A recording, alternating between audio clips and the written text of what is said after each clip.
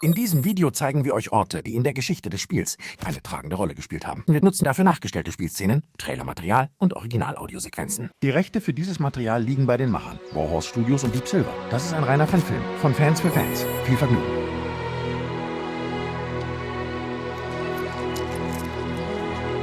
Ja, hallo liebe Freunde und herzlich willkommen zu einer neuen großen Expedition der Bushcraft-Hirnis. Der Start unserer Reise ist das wundervolle Tschechien. Hier wollen wir einige der wichtigsten Spielorte von Kingdom Come Deliverance 2 besuchen. Es ist April 2025, die Sonne scheint und die Natur erwacht langsam aus ihrem Winterschlaf.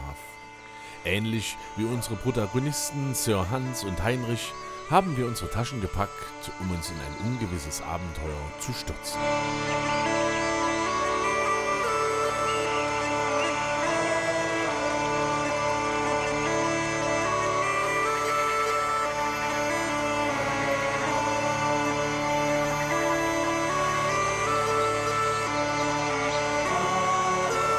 So, Reiseziel ist gesetzt und für alle, die es im Thumbnail schon gesehen haben, es geht nach Droskowitz. Genau, wir gucken uns die Schauplätze von Kingdom Come Deliverance 2 an, allerdings ohne Kuttenberg, denn das schaffen wir leider zeitlich nicht, aber wir gucken uns auf alle Fälle die Burg Troski an, was davon übrig ist. Wir gucken uns Droskowitz an, wir werden uns den See anschauen, wo Hans und Heinrich überfallen worden sind, und wir gucken uns Apollonia an, die Basaltformation, die so ziemlich einzigartig ist und nur als Naturerbe zählt. Also es wird spannend, bleibt dran.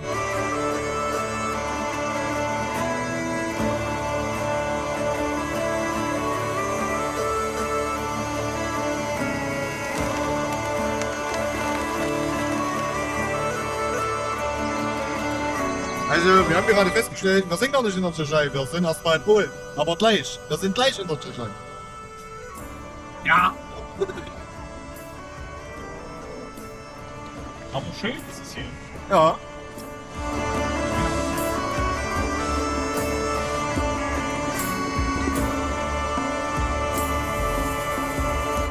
So, jetzt haben wir es tatsächlich auch in der Tschechei geschafft. Also der Trip war jetzt ungefähr 5 Minuten. Und die hatte hier noch relativ. Oh ja. Ja, dann gucken wir, was das für eine Bude ist. Auf 4 Uhr. Ja, große Infrastruktur, große Infrastruktur.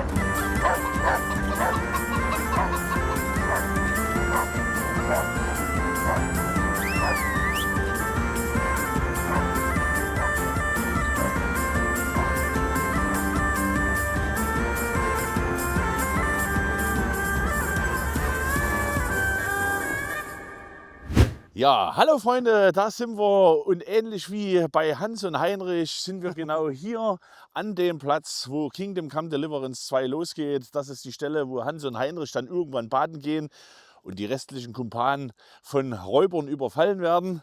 Und das ist genau hier passiert. Ihr seht, hier ist sogar dieser eine kleine Weidenbaum, den es im Spiel gibt. Selbst den haben die Entwickler mit im Spiel. Im Hintergrund diese markante Basaltformation, ein wunderschöner gelegener See. Wenn man jetzt auf die andere Seite gucken würde, da ist natürlich zwar Basaltgestein, allerdings auch ein paar Häuser. Also hier hat sich im Laufe der Jahrhunderte schon ein bisschen Ein wenig was verändert. Aber wirklich nicht viel. So wirklich das Grundthema 1A, 1:1 im Spiel umgesetzt, kann man sagen, top. Und von hier aus beginnen wir unsere Reise, unsere mehrwöchige Reise durch Europa. Und wir wünschen euch ganz viel Spaß dabei. Jetzt geht's auf die Burg Troski und dort gibt es jede Menge zu erzählen. Viel Spaß! Oh, that really shrivels the old ballsack.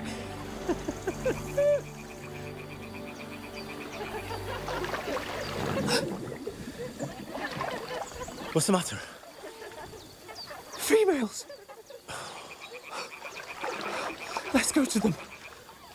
Sir Hans. Oh, shut up and let's go.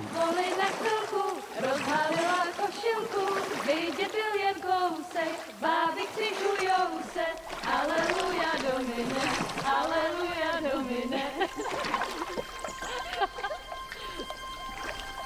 Pána je u muziky, směje se na kasníky, klienty ją jedí, pána sama sedí, aleluja Domine, aleluja. Henry, I told you to.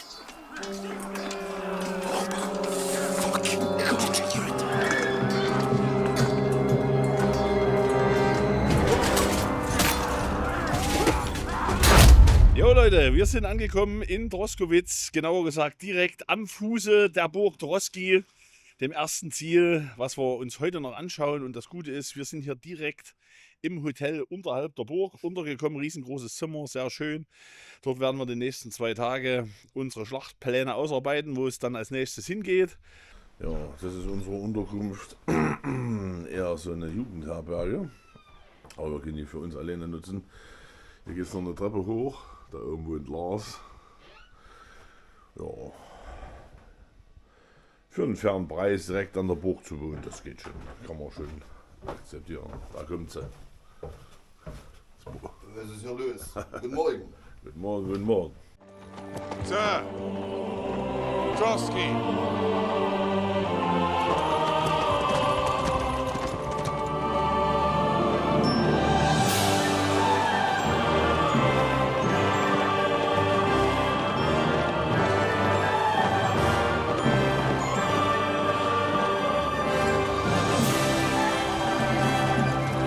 My word. That is fucking impressive. Die Burg Droski ist eine Ruine auf dem Gebiet der Gemeinde Droskowitz. Im ersten Teilabschnitt des Spiels fungiert sie als imposanter, wichtiger Knotenpunkt der Haupthandlung. Die zwischen 2 schroffen Basaltkegeln erbaute Burg wurde 1396 als Besitz des Vinzenz von Wartenberg erstmals erwähnt. Sie trug bereits damals den Namen Droski, was so viel bedeutet wie Ruinen. Es wird angenommen, dass sie in der zweiten Hälfte des 14. Jahrhunderts entstanden ist.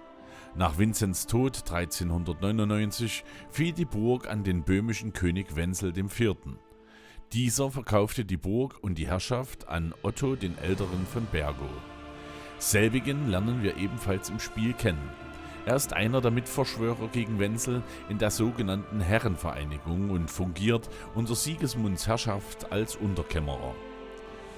Warhorse Studios haben auch in diesem Teil des Spiels größten Wert auf Genauigkeit gelegt und es gelingt ihnen wieder einmal wie keinem zweiten Spieleentwickler eine glaubhafte, immersive Welt des Böhmens im 15. Jahrhundert darzustellen. Heute fehlt ein Großteil der unteren Burganlagen. Unter anderem der Teil, wo Hans an den Galgen geführt wird. Dort schlängelt sich ein Weg zu den Resten der Burg.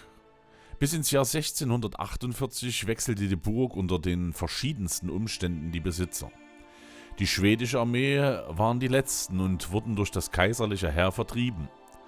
Die Soldaten steckten die Burg in Brand, danach wurde sie aufgegeben und verfiel. Alexander von Humboldt bezeichnete die Burg Droski als 8. Weltwunder.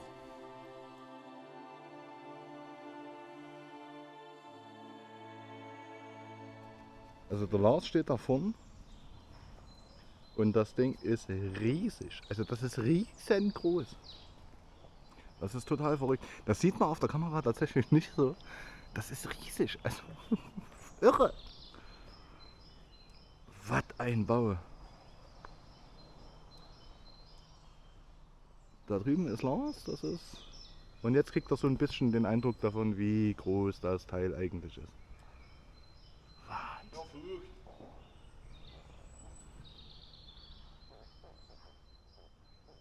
Zum Pfarrer gehen. Nur er kann dir noch helfen. Ach ja, der Pfarrer.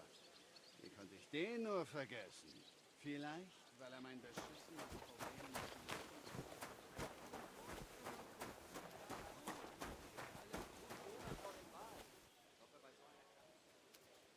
Ich habe neulich einen schönen Eisenbogen zu einem guten Preis erstanden. Was zum Geier willst du denn mit einem Bogen?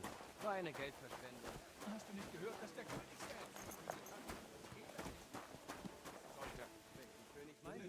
So ihr Lieben, wir sind drin in der Burg und zu unserer großen Überraschung, wir waren die allerersten Besucher in der Saison 2025, haben sogar einen kleinen Kalender noch geschenkt gekriegt als Dankeschön. Und jetzt sind wir in der Burg, in dem Vorhof. Ich möchte meinen, dass hinter mir hier dieses Gebäude, das sind vermutlich die Stallungen. Also hier fehlt ein ganzer Teil in dem Vorfeld. Aber wenn wir uns jetzt mal hier umschauen, dann denke ich, ist im Spiel genau das, die Schmiede. Und da oben geht es dann rein in den Burginnenhof und von dort hat der liebe Heinrich Kohlensäcke schleppen müssen. Ich habe es gehasst. Aber ich denke, das ist genau der Eingang. Und hier ist im Spiel noch eine Treppe zu diesem Eingang. Die fehlt jetzt hier natürlich. Aber es ist unglaublich. Man sieht es auf der Kamera leider nicht, wie massiv und groß das ist. Aber es ist absolut beeindruckend. Wir gehen jetzt einfach mal hier ein Stück vor. Ich nehme euch einfach mit. Lars ist auch dabei und filmt. Und ja, beeindruckend. Wenn man es mit WASD zuerst erkundet hat und jetzt ist man hier im realen Leben und sieht dieses wirklich imposante Bauwerk. Also man kann es nicht anders sagen, das ist wirklich beeindruckend, wie sich auf diesen Basaltgipfeln diese beiden Türme erheben, auf die wir wahrscheinlich hochkommen. Also ihr dürft gespannt sein. Ja, genau. Und da hinten, da müsste theoretisch, hier möchte ich festlegen, aber ich glaube, da hinten ging es dann zum Priester. Und ich glaube, da war auch der Trainingsplatz. Ist natürlich im Live ein bisschen kleiner wie im Spiel. Was natürlich fehlt, sind jetzt die ganzen Aufbauten. Die Holzaufbauten. Das ist natürlich alles weg, aber man muss sich mal überlegen. Guckt euch mal, wie massiv diese Mauern sind. Das ist meine Hand. Also das ist ja fast 1 Meter dicke Mauern. Wahnsinn. Und wir haben es ja auch im Spiel mehr oder weniger gehört. Und mal auf Wikipedia kann man das auch nachlesen. Troski war tatsächlich eine der teuersten Burgen Tschechiens. Also der Bau hat Unsummen verschlungen. Da muss man dazu sagen, Otto von Bergo als Unterkämmerer hatte natürlich Zugriff auf immense Ressourcen. Und ich denke ja auch, das ist ja auch alles Basaltgestein, was hier vorkommt. Das war also nicht so schwer, hier die Ressourcen zu bekommen. Aber ja, das ist schon ziemlich beeindruckend. So, wenn wir jetzt hier durch das Tor gehen, da müsste theoretisch im Spiel genau da gegenüber war der Schmied. Ja, genau. Ja, genau. Da war der Schmied. Da war unsere Unterkunft. Da haben wir geschlafen. Hier ist sogar noch Burgpersonal. Hier waren die Ställe. Hier ging es dann hoch zur Küche. Das schauen wir uns gleich an.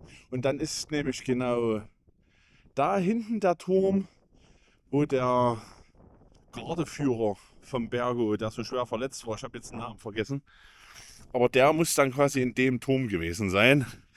Und dann ist quasi der Turm, wo das Alchemistenlabor war. Und ich würde sagen, da gehen wir jetzt als erstes mal hoch. Ja, ganz viele Treppen. Der Lars freut sich wie verrückt. Gehen Sie doch mit Ihren Schuhen voraus. Auf Schusters Treppen. Oder wir. Ja, genau. Also hier wird es dann eigentlich im Spiel in die also in eine der Küchen gehen. Das gibt es ja alles nicht mehr. Ist alles weg. Nur noch der Turm übrig. Und jetzt schaut euch doch mal diese herrliche Aussicht an. Wahnsinn.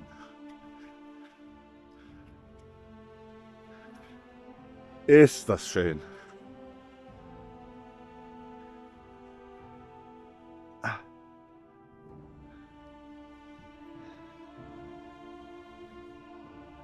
So, ich hole euch wieder dazu, immer ganz unten.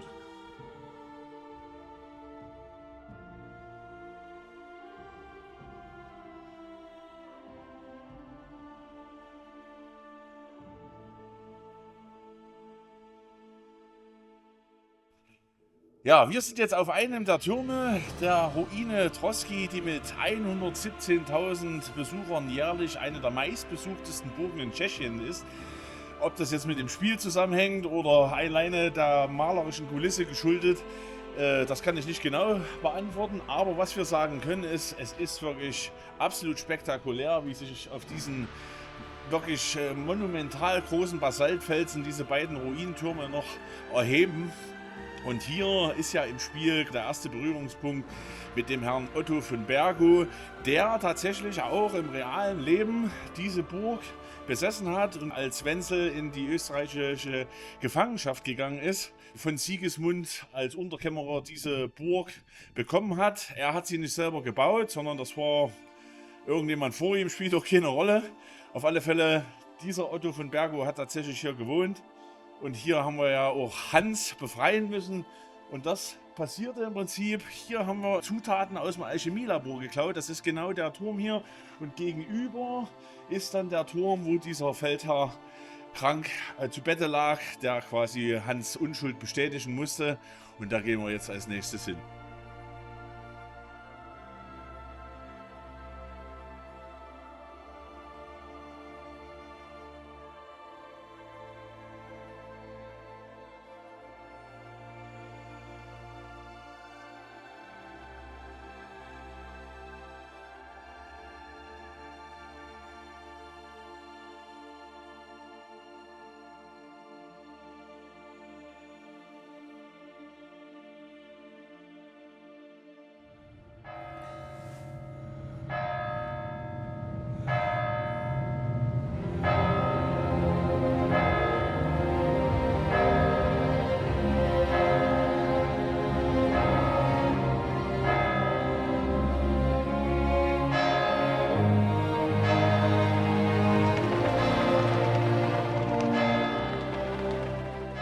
So, jetzt geht es in den Teil zur eigentlichen Großküche. Eigentlich waren hier drüber noch die Wehrgänge, ihr erinnert euch. Das war eigentlich, man sieht auch hier oben noch wunderbar in der Mauer die Löcher für die Pfähle. Hier war ja der komplette Überbau. Und genauso war hier dieser Übergang mit Palisaden, mit Wehrgängen überspannt, den man dann auch hochkraxeln konnte und die Wachen umgehen konnte. Und da gucken wir doch jetzt mal, wie das jetzt aussieht.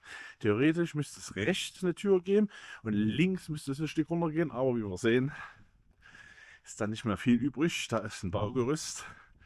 Hier wäre es jetzt theoretisch hochgegangen auf den Wehrgang und man sieht auch wirklich noch schön die Balkenlöcher auch auf beiden Seiten. Also das haben sie wirklich gut nachgestellt im Spiel. Ja, die Treppe gab es im Spiel tatsächlich nicht. Das war relativ ebenerdig. Aber tatsächlich, ja, das sieht aus wie im Spiel. Da konnte man dann rein und hier ging es so leicht runter, wo jetzt das Baugerüst steht, in die Großküche. Genau. Da oben war ja der Hauptmann. Ich wiederhole mich. Ja, die Treppen gibt es im Spiel nicht. Da hat man eher so eine kleine Rampe.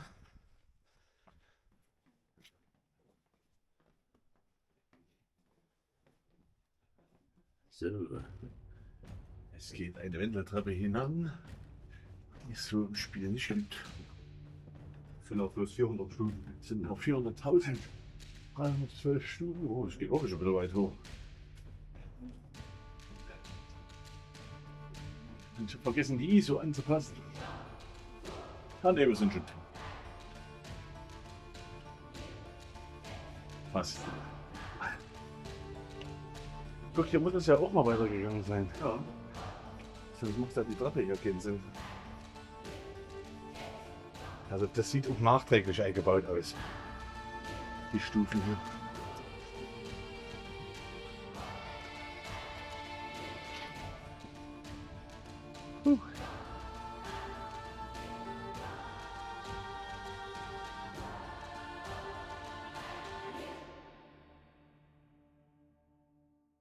Leider kommen wir auf den Altfrauenturm hier hinter uns nicht mehr hoch, denn wie auch im Spiel, da ging es ja nur über so eine hölzerne Wendeltreppe und dann über so einen Holzsteg zu dem Turm. Ist hier leider auch nicht mehr möglich, wahrscheinlich fehlt da auch eine ganze Menge, da oben ist jede Menge weggebrochen, da hatten wir nachträglich noch so ein Eisendach eingebaut und eine neue Wendeltreppe. Ja, aber wie gesagt, der Turm da oben leider nicht mehr zugänglich, hätten wir uns gerne angeguckt, aber da hätten wir Kletterausrüstung gebraucht und wahrscheinlich eine Sondergenehmigung vom Sicherheitsteam.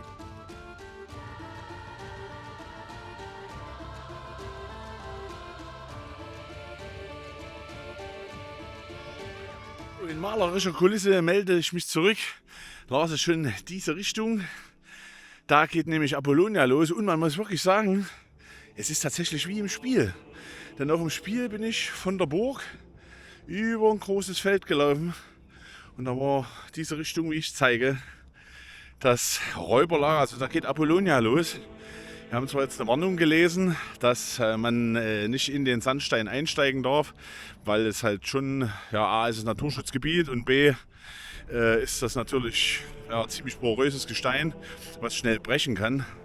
Aber wir haben das mit dem Safety-Team, Grüße gehen raus an Rufles, abgeklärt und ich denke, wir können uns mal ranwagen. Wir werden nicht direkt reingehen, aber für euch ein paar schöne Shots einfangen. Also.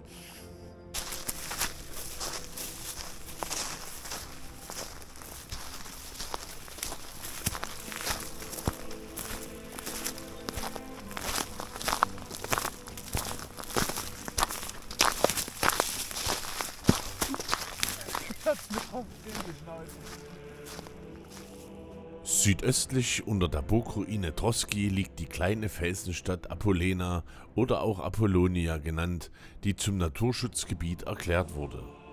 Es ist eine einzigartige geomorphologische Formation aus sehr weichem Sandstein mit einer kleinen Beimischung von Kaolinzement. Dazu gehört auch die Höhle Skleppi, in der Fledermäuse überwintern. Gegenstand des Schutzes in diesem Naturschutzgebiet sind die Felsenstadt selbst und ihr Waldökosystem.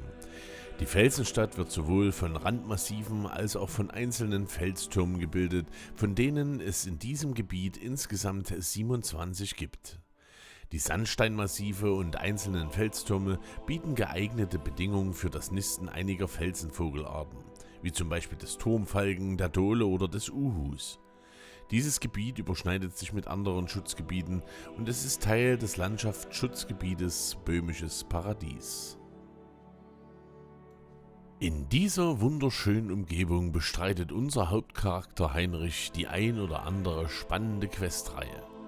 Vom Auffinden eines mysteriösen Einsiedlers, dem Infiltrieren gefährlicher Raubritterlager bis hin zu Höhlen, die so manchen Schatz verstecken, ist alles dabei, was das RPG-Herz begehrt. Also ich sag's euch, Freunde, dass sie das im Spiel so gut eingefangen haben. Also es ist fast kein Unterschied. Also außer, dass ich jetzt hier die ganze Natur riechen kann.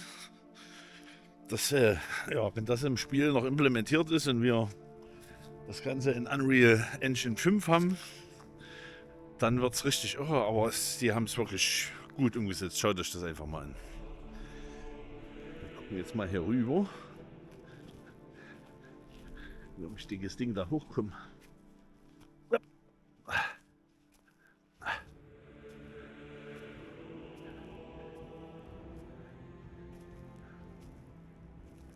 Und da kann man sich vorstellen, dass Siegesmundstruppen von hier oben runter gefeuert haben.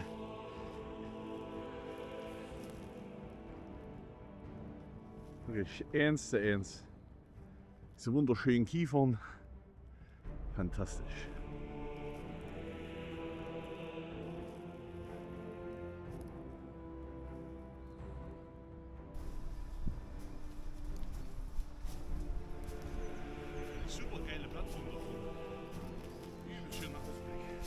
Ich hab dich rumhirschen sehen.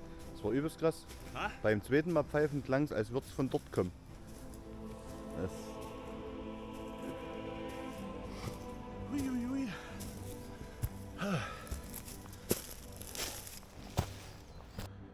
Wir verlassen diesen magischen Ort in andächtiger Stille und begeben uns zu den letzten Zielen unserer Kingdom Come Expedition.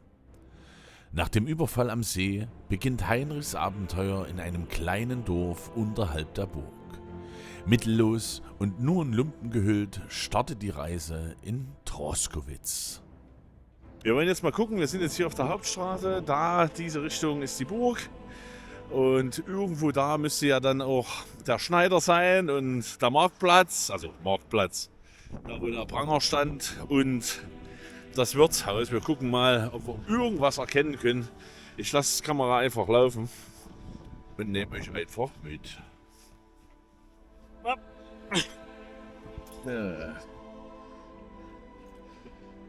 So, laut Spiel war jetzt hier rechts der Holzfäller, links war der Metzger und dann müsste eigentlich danach schon der Schneider kommen. Aber ich glaube, davon ist nicht mehr übrig.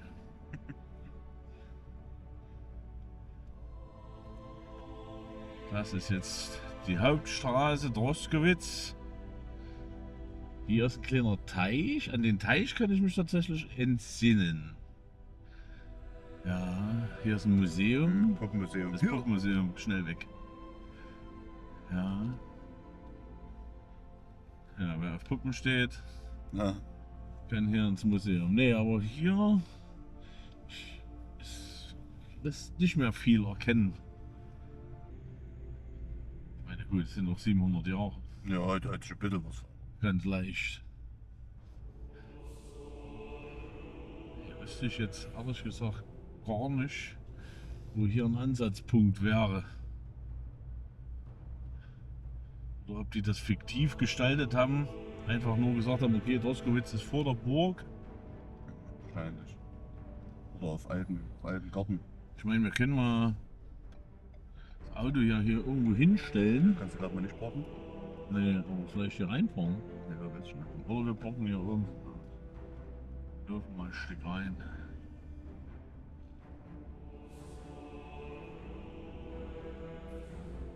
Da geht's dann die Straße wieder. Hier geht's wieder hoch. Ja, naja, du am Ende. Der Babbelwaffelautomat hat auch nicht offen. Können wir auch hochfahren, oder? Wenn ja dann, da kommen wir dran vorbei, wo der Babbelwaffel war. Ja. Also da ist nicht mehr viel zu erkennen. Also spieltechnisch, also wahrscheinlich, wenn man jetzt mehr reingeht ins Dorf, sieht man dann wahrscheinlich doch das eine oder andere, was ihn erahnen lassen könnte. Aber ich glaube es eher nicht. Also ist doch zu viel Zeit vergangen. Und wahrscheinlich wird das tatsächlich fiktiv angelegt worden sein, denke ich. Also ich wüsste jetzt nicht, was mich ja irgendwie... Im Spiel sind das ja irgendwie gefühlt 6 Häuser. Rechts halten, ja. Ja.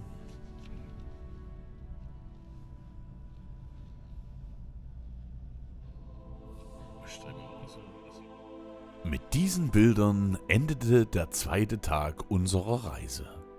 Auf der Suche nach Heinrichs Fußspuren haben wir ein malerisches Böhmen erleben dürfen und waren zeitweise sprachlos, wie wunderbar mystisch sich mancher Ort anfühlte. Die Menschen hier sind herzlich, das Essen deftig und schmackhaft und die Landschaft lädt zum Verweilen ein. All das verknüpft mit den immersiven Erinnerungen an einen Schmiedegesellen aus Skalitz, der an den Wirren des 15. Jahrhunderts zum Helden wurde, lässt uns innerlich zufrieden auf die kommenden Tage blicken. Ein wahrlich gelungener Auftakt für unsere Reise. Wenn ihr wissen wollt, wie unser Abenteuer durch Europa hoch in den hohen Norden weitergeht, dann abonniert unseren Kanal. Damit unterstützt ihr genau solche Projekte in der Zukunft. Habt ihr KCD 2 schon gespielt? Wie war eure Spielerfahrung oder wart ihr vielleicht auch schon hier vor Ort? Schreibt es uns sehr gern in die Kommentare. Für heute soll es das gewesen sein. Bis zum nächsten Mal, bleibt uns gewogen, alles Liebe, alles Gute, eure Hörnis.